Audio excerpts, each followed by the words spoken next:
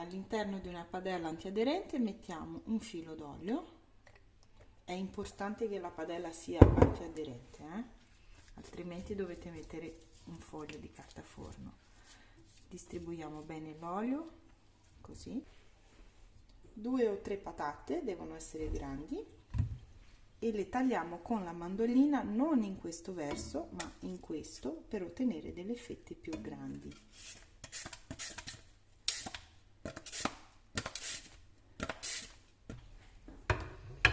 Ok, adesso le andremo a sistemare in questo modo, una a fianco all'altra.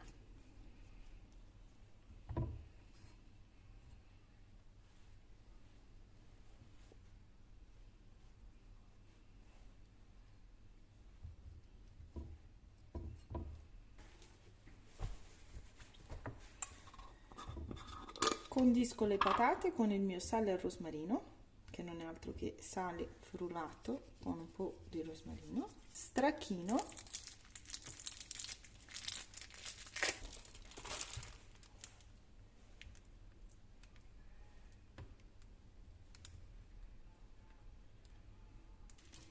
distribuite lo stracchino per bene sopra le patate. Ricopriamo il tutto con altre fette di patate, così.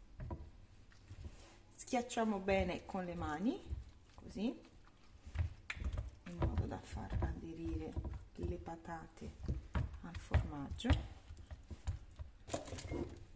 Condiamo con un pizzichino di sale.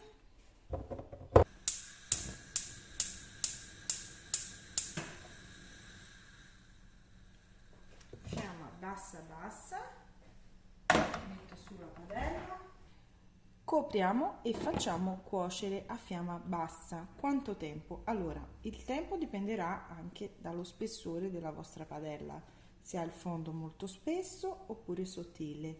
Comunque va cotta a fiamma molto bassa e dovete controllare un pochino ad occhio. Le patate sono morbide, il formaggio si è sciolto.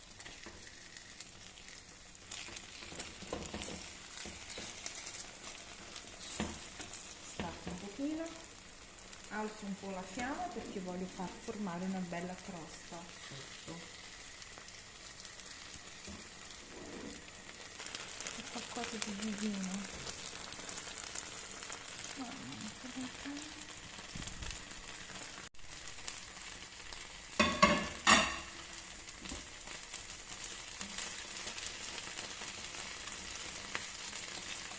Spacchiamo bene i bordi, così.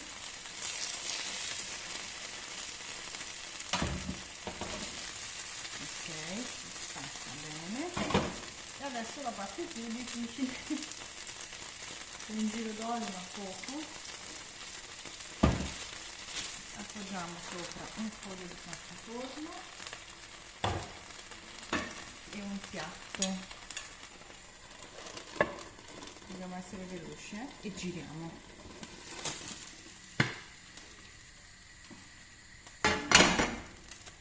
Ecco qua.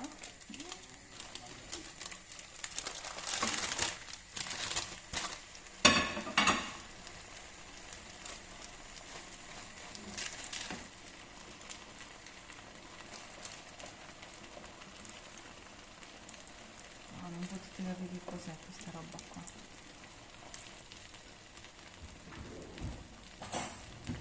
A me piacciono belle abbrustolite, se a voi piacciono meno abbrustolite tenete la fiamma più bassa.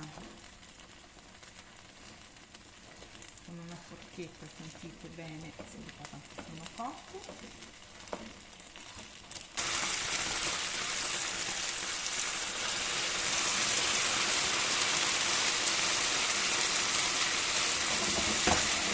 Fiamma al massimo.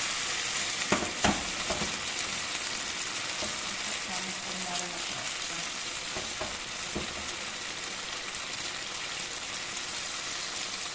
Ci siamo ragazzi, è pronta. 1, 2, 3 e via!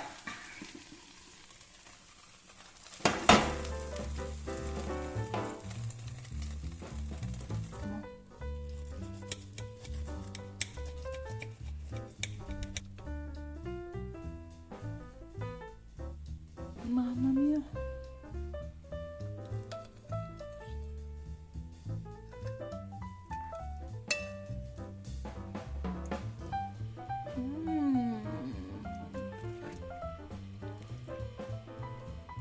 Vedete, le patate sono belle morbide.